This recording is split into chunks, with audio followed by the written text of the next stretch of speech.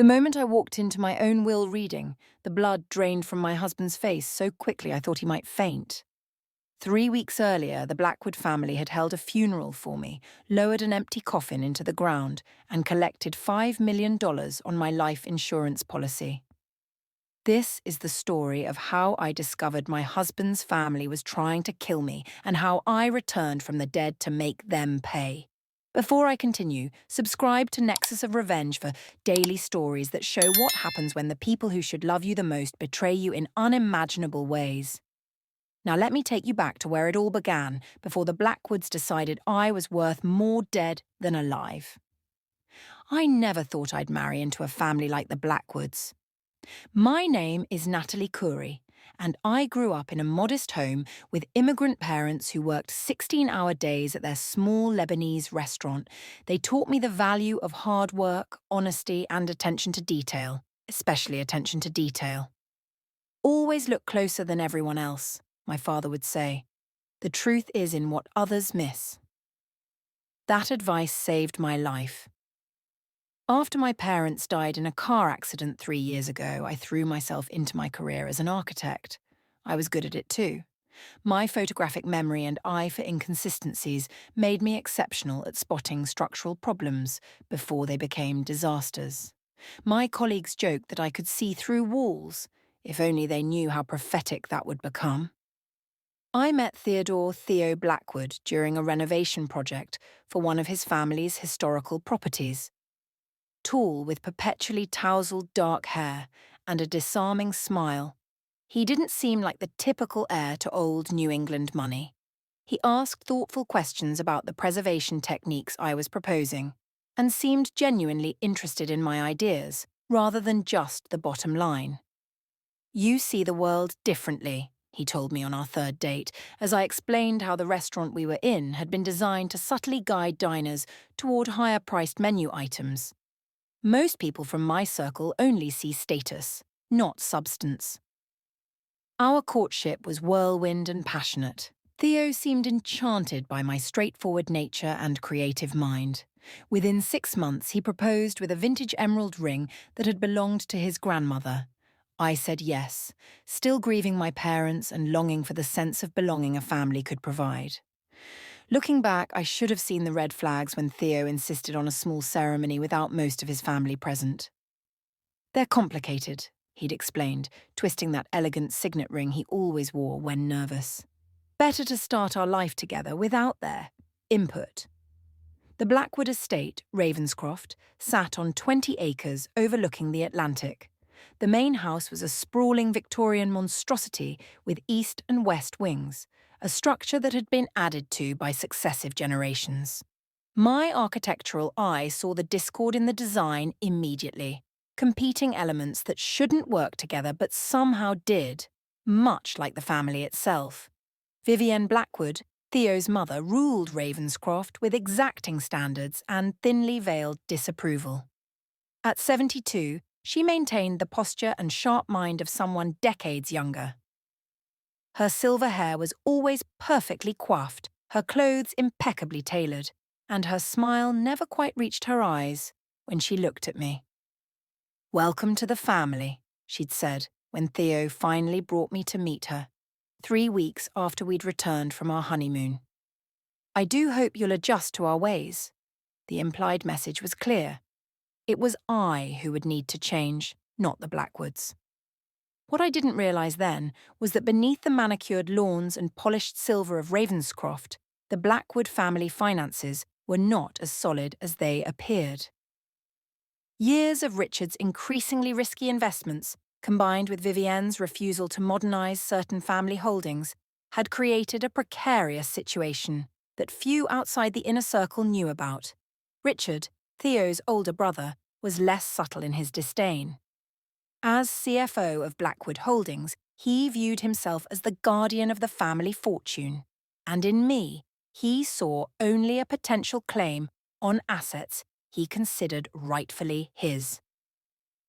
His wife Sophia, however, proved harder to read, beautiful in a studied way with carefully maintained auburn hair and a penchant for vintage Chanel. She would sometimes catch my eye across the dinner table with an expression that hinted at solidarity before quickly resuming her perfect spouse performance. For the first year, I tried to fit in. I volunteered for the same charities as Vivienne, learned the complicated Blackwood family history, and even put my own career aspirations on hold when Theo suggested I take some time to settle in to Blackwood life. I converted the sunroom in our wing of Ravenscroft into a home office where I occasionally consulted on projects, but my dreams of partnership at my firm faded into the background. There were good moments. Theo could be loving and attentive when his mother wasn't around. On weekend mornings, we'd walk the cliffside paths near the estate, and he'd tell me stories about growing up in this strange, privileged world. I clung to these glimpses of genuine connection, convincing myself that with time I could bridge the gap between my world and his. The first crack in my illusion came 18 months into my marriage, when I accidentally discovered discrepancies in some property documents. With my architectural background and meticulous nature, I noticed that recent renovations on several Blackwood properties had been recorded as costing nearly triple the market rate. Curious rather than suspicious, I mentioned it to Theo one evening.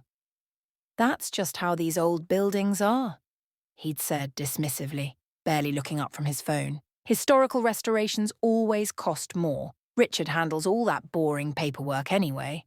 But later that night, I overheard him on the phone with his brother, his voice uncharacteristically tense. "She noticed the Wellington Street numbers." "No, I don't think she suspects anything. Just be more careful next time." From that moment, I began paying closer attention. My photographic memory, a gift that had served me well in architecture, allowing me to recall exact dimensions and details after a single viewing, now became focused on the Blackwood business affairs. I didn't actively snoop, but I noticed things. Documents left open on Theo's laptop, conversations that stopped when I entered a room, the increasing frequency of closed-door meetings between Richard, Vivian, and their longtime family attorney, Graham Sullivan. Then came the Hartwell project.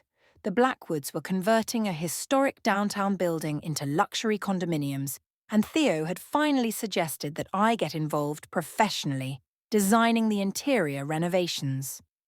Excited to finally use my skills and perhaps earn some respect from the family, I threw myself into the work. I spent weeks creating designs that would honour the building's history while providing modern luxury. The day I presented my completed plans to the family, I arrived early at the Blackwood Holdings office and overheard Richard and Graham in heated discussion. "The insurance valuation has to increase before we can move forward," Richard was saying. "Otherwise the numbers don't work and we're all exposed." "Falsifying those documents is fraud, Richard," Graham replied, sounding weary. "If this goes south like Westbridge did—" "Westbridge was a learning experience," Richard cut in. "This time we have the offshore accounts structured properly. No paper trail." I froze outside the door, my portfolio clutched to my chest. This wasn't just creative accounting. They were discussing criminal activity. Before I could process what I'd heard, Sophia appeared beside me. "I wouldn't repeat any of that if I were you," she said quietly, steering me away from the door. "Some things in this family are better left undisturbed." That evening, after a stilted dinner where my designs were politely praised but ultimately sidelined for further consideration, I confronted Theo in our bedroom. "What's going on with the Hartwell project? What was Richard talking about with the insurance valuations?" I asked. Theo's face hardened in a way I'd never seen before. "You were eavesdropping on private business discussions?" "I wasn't eavesdropping, I overheard." "This is exactly why my mother said it was a mistake to involve you professionally," he cut in. "You don't understand how family businesses operate at this level." "I understand enough to know when something illegal is happening," I insisted. The argument escalated, with Theo finally storming out to sleep in one of the guest rooms. The next morning he was conciliatory, blaming stress and assuring me that everything was above board, just complex financial structures that would sound suspicious to outsiders unfamiliar with high-level real estate development. Wanting to believe him, yet unable to ignore my instincts, I began discreetly documenting what I found. My architectural training made me methodical. I created a timeline, noted patterns, and even made copies of documents I found concerning. I kept everything in an encrypted folder on my personal laptop, labelled Ravenscroft Renovation Plans, hiding my investigation in plain sight. 3 months later, I had compiled enough evidence to be certain. The Blackwoods were engaged in a sophisticated insurance fraud scheme, inflating property values, losing inventory that never existed, and possibly even orchestrating small controlled property damages to claim insurance money. The family business was hemorrhaging money from Richard's failed investments, and this was how they were staying afloat. Worse, I discovered my own name on documents I'd never signed. Theo had made me an unwitting accomplice, adding my signature to paperwork that could implicate me in their schemes. On a crisp October morning, I made my decision. I would confront Theo one more time, giving him a chance to come clean and fix things before I took my evidence to the authorities. I loved him despite everything and couldn't bring myself to destroy his family without giving him this final opportunity. But before I could have that conversation, Vivian summoned me to tea in the formal garden. An unprecedented invitation. "Natalie, dear," Vivian said, pouring Earl Grey into delicate china cups that had been in the family for generations. "I've been thinking that you need some time to yourself, a chance to reconnect with your passions." I tensed. "What do you mean?" "I've arranged a weekend retreat for you. A lovely little cabin on Lake Champlain. 3 days of solitude to sketch, read, rejuvenate. I've noticed you've seemed preoccupied lately." The implied message was clear. Vivian had noticed my investigating. This gift was either a genuine peace offering or something more sinister. I suspected the latter but saw an opportunity. 3 days away would give me time to organise my thoughts and evidence away from the family's watchful eyes. "That's very thoughtful," I replied carefully. "When would this be?" "This weekend. Everything's arranged. Theo agrees you need the break." Vivian's smile didn't reach her eyes. "He's unfortunately tied up with business in Chicago, so he won't be able to join you." 2 days later, I drove myself to the secluded cabin, my laptop and a small bag of essentials my only companions. The property was indeed beautiful. A rustic but luxurious retreat, perched on a rocky outcropping, overlooking the vast lake. Inside, I found a fully stocked kitchen, a fire laid in the stone hearth, and a note from the caretaker explaining he lived 2 miles down the road if I needed anything. That first night, I finalised my documentation and drafted an email to a contact at the FBI's Financial Crimes Division, not sent, just prepared in case my conversation with Theo went poorly. Then I tried calling him, but the call went straight to voicemail. The same happened when I tried calling my friend Dominic Reeves back in Boston, who worked as an investigative journalist and would know how to handle this kind of information safely. Puzzled by the poor reception, I stepped outside onto the deck to try again. That's when I noticed a small motorboat approaching the dock below, its running lights off despite the gathering darkness. Instinctively, I stepped back into the shadows. 2 men disembarked. Even from a distance, I recognized Richard's distinctive gait. The other man was unfamiliar, bulkier, moving with purpose as they approached the cabin. My heart raced. This was no coincidence. With only seconds to decide, I grabbed my laptop, phone, and car keys and slipped out the back door. Instead of taking the main path to where my car was parked, I cut through the woods, thankful for the full moon illuminating my way. Behind me, I heard the cabin door open, then Richard's voice. "Check everywhere. Make it look convincing." I reached my car and was about to open the door when I realised this too might be part of their plan. Instead, I crouched beside it and checked underneath. There, attached to the brake line, was a small device that hadn't been there when I arrived. My architectural knowledge included basic understanding of structural sabotage and safety systems. What I was looking at was designed to cause a brake failure, likely after I'd been driving for some time, probably on the winding cliffside road back to the main highway. This wasn't just fraud anymore. They were trying to kill me. Fighting rising panic, I made a split-second decision. I left the car untouched and continued through the woods to the caretaker's cottage I'd seen marked on the property map. Finding it dark and empty, I broke in through a window, searching for keys to the old truck I'd spotted parked behind it. Before I could find them, headlights swept across the windows. Richard and his companion had discovered my missing and were expanding their search. I slipped out the back and plunged deeper into the woods, following the shoreline north, away from the cabin. For hours, I hiked through the dense forest, using the lake to orient myself.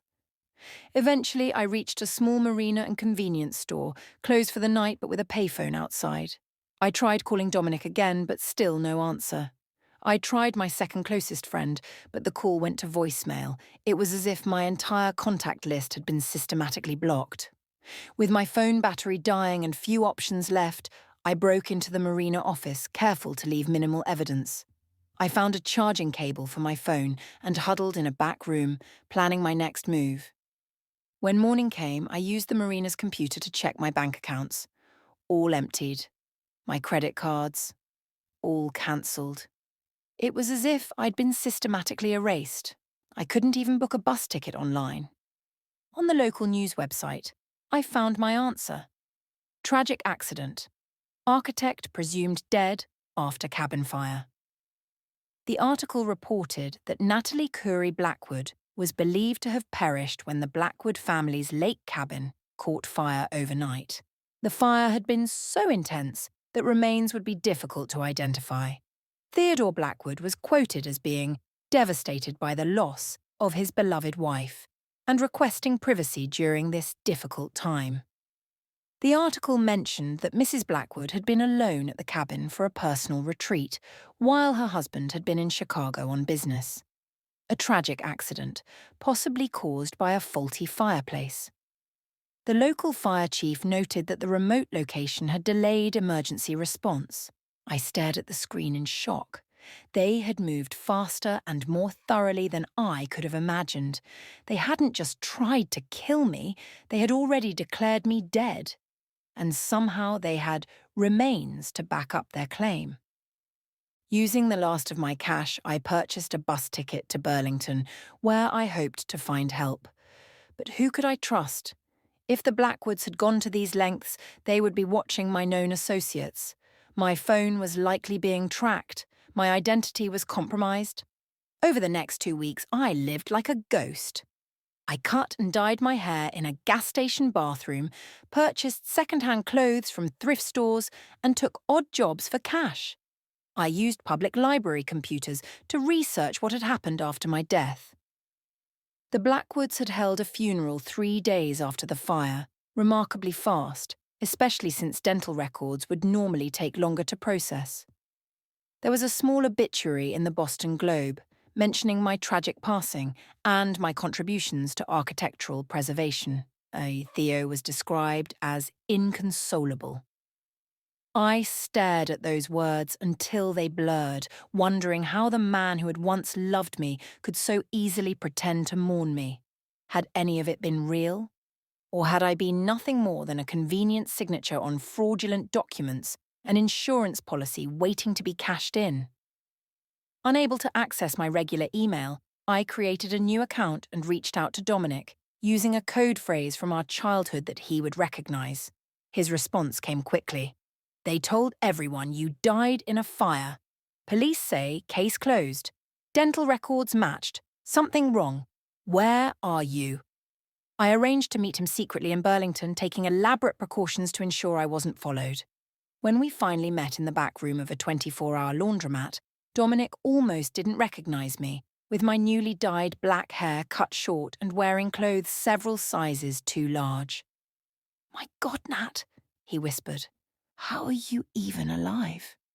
Through tears, I explained everything. The fraud I'd discovered, the setup at the cabin, the news of my own death. Dominic listened intently, his journalist's mind connecting dots. "They had your dental records falsified," he explained. "I did some digging. The medical examiner who signed off on the identification was Dr. Leonard Walsh. He handled your parents' autopsies too." "Walsh?" I asked, surprised. But he seemed so thorough, so compassionate when my parents died. He's also deep in gambling debt, according to my sources, the kind of debt that makes a man vulnerable to bribes or threats. The pieces were falling into place. Walsh had access to my dental records from my parents' case. The Blackwoods had used this connection to create the illusion of my death, complete with falsified evidence convincing enough to fool authorities. "There's more," Dominic said grimly. "They're reading the will next week. Theodore is inheriting everything, including your life insurance policy that apparently tripled in value 6 months ago. And get this, Richard's wife, Sophia, has filed for divorce. The timing seems suspicious." My mind was racing. They needed me gone because I knew too much. But why the elaborate setup? Why not just divorce me? Dominic hesitated. "Your life insurance policy. It's worth $5 million, but it has a suicide exclusion and wouldn't pay out in case of divorce." $5 million? I never took out a policy that large. "Someone did it in your name. The policy was taken out 18 months ago." I felt sick 18 months ago, right around the time I'd first noticed the discrepancies in the renovation costs. This hadn't been a hasty decision. They'd been planning my death for over a year. Standing in Dominic's apartment, looking at the funeral notices and my own obituary, something inside me hardened. The Natalie they thought they knew, trusting, accommodating, eager to please, had died in that cabin fire. The woman who emerged from those ashes wanted justice. "The will reading," I said slowly. "That's where I'll make my move." Dominic looked at me like I'd lost my mind. "Walk into a room full of people who tried to kill you. That's suicide." "No," I replied, an idea forming. "That's justice. But I need leverage, irrefutable proof of what they've done. Showing up alive isn't enough. They'll just say I faked my death and try to frame me for fraud." I pulled out my laptop, the one thing I'd managed to keep with me through everything. "The evidence I gathered about their insurance fraud is a start, but I need more. I need to prove they tried to kill me." "How do we do that?" "It's your word against theirs. The cabin burned down, so any evidence there is gone." I smiled for the first time in weeks. "Not all evidence burns, Dom." And they made one critical mistake. They thought like criminals, but not like architects. Over the next few days, Dominic and I built our case. We returned to the lake property at night, where I collected soil samples from around the cabin ruins, samples that would later prove the presence of accelerants that shouldn't have been there in a normal fireplace fire. Dominic used his journalistic connections to obtain traffic camera footage showing Richard's car heading towards the lake property on the night of the fire, contradicting his statement to police that he had been in Boston all weekend. But the most damning evidence came from an unexpected source. After hearing about my death, Irene Chen, a junior partner at Sullivan's law firm who had always been polite to me at Blackwood functions, reached out to Dominic with concerns. "She didn't say anything specific," Dominic reported after meeting with her. "Lawyer-client privilege and all that.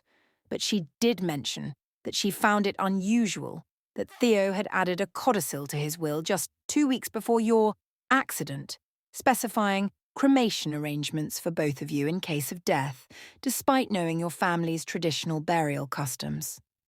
I remembered how I'd specifically told Theo I would never want cremation, honouring my Lebanese heritage. The fact that he had documented the opposite right before my death was another piece of the puzzle. "Irene gave me something else," Dominic added, sliding a thumb drive across the table. "She said it fell into her possession accidentally, and she felt ethically obligated to misplace it somewhere it might do some good." The drive contained emails between Theo, Richard and Vivienne, discussing what they called the Natalie situation in thinly veiled language. While never explicitly mentioning murder, the exchanges clearly showed their plan to remove me from the family and collect the insurance money. One email from Vivienne was particularly chilling. "Remember, darling, grief looks better on you than prison orange. Make it convincing.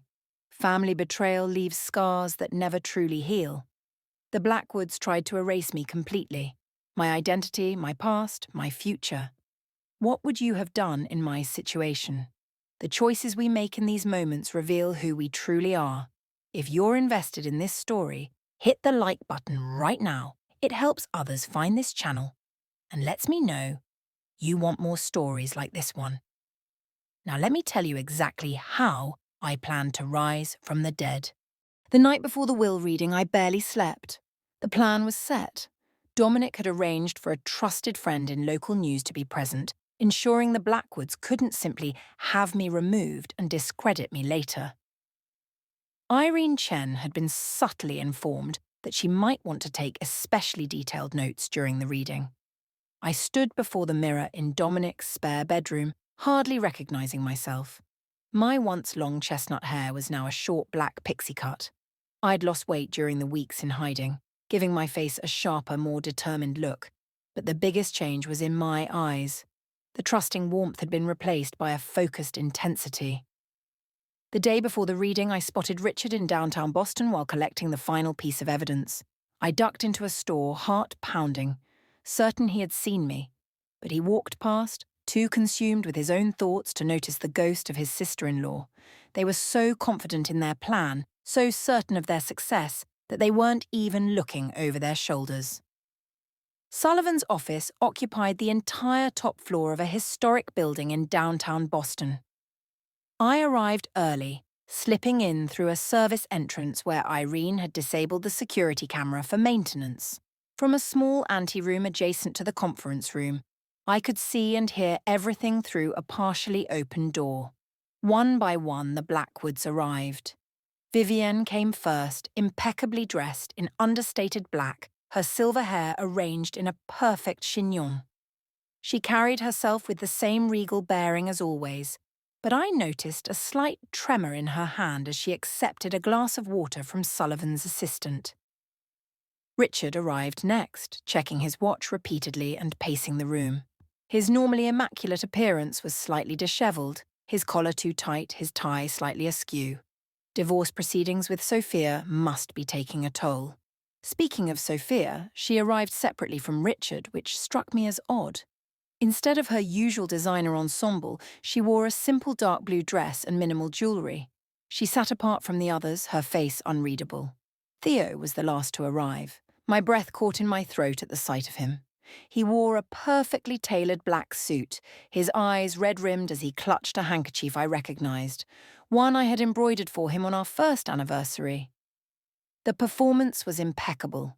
Sullivan called the meeting to order, his voice solemn as he began to read. I barely listened to the initial legal terminology, my focus entirely on the faces of the people who had tried to erase me. These people who had shared my home, my table, my life, and who had decided I was worth more dead than alive. And to Theodore Blackwood, Sullivan read, adjusting his glasses, in addition to the aforementioned properties and accounts, the life insurance policy taken out for Natalie Corey Blackwood in the amount of $5 million will be paid in full, as per the policy terms regarding accidental death. I waited for those words, the exact amount that my life had been worth to them. Then I pushed open the heavy wooden door and stepped into the room. For 3 excruciating seconds, no one spoke. No one even breathed. Theo dropped his handkerchief. Richard's face contorted in disbelief. Vivienne's perfect composure cracked for the first time in the years I'd known her. And Sophia? Sophia smiled. Natalie, Theo whispered, his face ashen. Is that? How are you? I believe, I said, my voice steady despite my racing heart. There's been a mistake in the proceedings. I'm not dead, which complicates the distribution of my life insurance, doesn't it? Vivienne, ever the matriarch, attempted to salvage the situation. Natalie, my God, is that you? We thought, the fire. How did you survive your attempt to kill me? I finished for her. It's amazing what you can live through when you notice a boat approaching your supposedly isolated cabin in the middle of the night. Or when you check under your car and find a brake line tampering device. Sullivan tried to regain control of the situation. Perhaps we should adjourn this reading until... She faked her own death, Richard burst out, pointing at me. She's the criminal here. She's been hiding for weeks, planning this stunt. Theo approached me, arms outstretched in what appeared to be a loving gesture. Natalie, darling, thank God you're alive. I've been... I took a step back. Don't. Don't you dare pretend you didn't know. Don't pretend you didn't plan this with them. Plan what? Theo's performance was convincing. It would have worked on the old Natalie. I don't understand what you're saying. We all thought you died in the fire. There were remains. Whose remains, Theo? Whose body did you put in that cabin before you burned it down? I watched his face carefully. Or was it just falsified dental records, courtesy of Dr. Walsh, the same medical examiner who handled my parents' autopsies? The colour drained from his face. I had hit a nerve. This is absurd, Vivian cut in. You're clearly unwell, Natalie. Perhaps the trauma of the fire that Richard set, I interrupted. The one he drove up to the lake to start, even though he told police he was in Boston that weekend. I nodded to Dominic, who had slipped in behind me.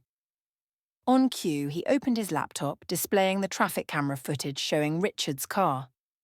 That could be anyone's car, Richard scoffed, but his voice lacked conviction. I have more, I said calmly. Soil samples from around the cabin showing accelerants that wouldn't be present in a normal fireplace fire, the mysteriously quick cremation ordered by Theo in a codicil added to his will 2 weeks before my accident, despite knowing my cultural and religious objections to cremation. Sullivan's eyes widened at this. He glanced at Irene, who nodded almost imperceptibly. And then there are these, I continued, as Dominic connected his laptop to the room's projector. The emails between Theo, Richard and Vivian appeared on the wall, damning evidence of their conspiracy. Remember, darling, grief looks better on you than prison orange. Make it convincing, I read aloud from Vivian's email. Quite the motherly advice, isn't it? Those emails are fake, Richard sputtered, but there was panic in his eyes now. Are they? I asked. Because they came from your company's server, Richard, the same server that houses all those fraudulent insurance claims and property valuations I discovered, the ones with my forged signature on them. At that moment, as if on cue, Dominic's journalist friend entered with a photographer. Sullivan's face went from confused to alarmed. What is the meaning of this? Accountability, I said simply. The Blackwoods tried to kill me for $5 million. They've been committing insurance fraud for years, and now everyone will know. You have no proof, Vivian said coldly, but her hands were shaking visibly now. I have enough, I replied. And the FBI will find more when they execute search warrants on Blackwood Holdings. I turned to Theo, who hadn't spoken since my accusations began. Did you ever love me at all? Or was I just a convenient signature and a life insurance policy waiting to happen? It wasn't my idea, he said quietly, unable to meet my eyes. But I didn't stop it either. The money, we needed it. I'm sorry, Natalie. Sorry doesn't bring back the woman I was before all this, I said, feeling a strange calm settle over me. That Natalie is gone forever. She did die in that fire. Within hours, the Blackwood empire began to crumble. The FBI, armed with my methodically gathered evidence, opened investigations into every aspect of their business. Richard was the first to be arrested, charged with attempted murder, arson, insurance fraud, and a host of financial crimes. Vivian and Theo followed shortly after. When the officers led Richard away, Sophia approached me. I knew something was wrong, she said quietly. I just didn't know how wrong until I heard about your death. That's when I started looking through Richard's files. You filed for divorce, I said, remembering Dominic's information. She nodded. I couldn't stay after I realised what they'd done. I've been cooperating with the authorities for the past week. But I didn't know you were alive. She hesitated. I should have warned you sooner when I first suspected things weren't right. I'm sorry. I wasn't ready to forgive anyone associated with the Blackwoods, but I acknowledged her words with a nod. Why didn't you say anything that day at the office, when I overheard Richard and Graham? Fear, she said simply. Richard has a temper, and the Blackwoods protect their own. Until they don't. She handed me a business card. My lawyer. When you're ready to talk, she has information that might help your case. Dr. Walsh confessed to falsifying the dental records under pressure from the Blackwoods, adding another layer to their conspiracy. Turns out the remains found in the cabin belonged to no one, just animal bones planted to confuse investigators until the rushed cremation could eliminate any evidence. The hardest part wasn't surviving the betrayal, it was learning to trust again afterward. For months, I jumped at shadows, checked under my car each morning and slept with the lights on. The Blackwoods had taken more than my name, they had stolen my sense of security. Gradually, I rebuilt my life. I reclaimed my identity and professional reputation. I moved to a different city and joined a new architectural firm specializing in sustainable design. A fresh start. My story became a cautionary tale in financial crime circles, and I occasionally consult with fraud investigators, using my experience to help others. As for the Blackwoods, their fall was as spectacular as their social standing had once been. Richard received the harshest sentence, 20 years for the attempted murder and financial crimes. Vivienne, despite her age, was sentenced to 10 years for her role in the conspiracy. And Theo, my husband, who had planned my death over dinner conversations and morning coffees, received 15 years. I visited him once, in prison, 6 months after his sentencing. I needed to ask him one question that had haunted me through everything. Why? I asked him. Just that one word. He looked older, the privileged polish stripped away by prison life. The family was drowning in debt, he said eventually. Richard's investments failed. The fraud bought us time, but we needed a major influx of cash. The insurance policy seemed like a solution. He paused. I told myself it wasn't personal. I almost laughed at the absurdity. You planned my death, Theo. It doesn't get more personal than that. As I stood to leave, he called after me. I did love you, Natalie. In the beginning. I turned back one last time. In the beginning, maybe. But love doesn't plan funeral arrangements for someone they know is still alive. Revenge wasn't about making them suffer as I had suffered. It was about bringing truth to light and ensuring they couldn't do this to anyone else. In the end, I didn't want their pain. I wanted my life back. Family loyalty has boundaries that, once crossed, can never be restored. The Blackwoods thought they could bury me twice, once in an empty coffin and once in their web of lies. But they forgot that foundations matter, and theirs was built on deception. If my story showed you anything, let it be that sometimes justice requires returning from the dead to face those who betrayed you. Subscribe to Nexus of Revenge for daily stories of people who refuse to let betrayal define their ending. And share this video with someone who needs to remember that our greatest strength often emerges when others try to destroy us.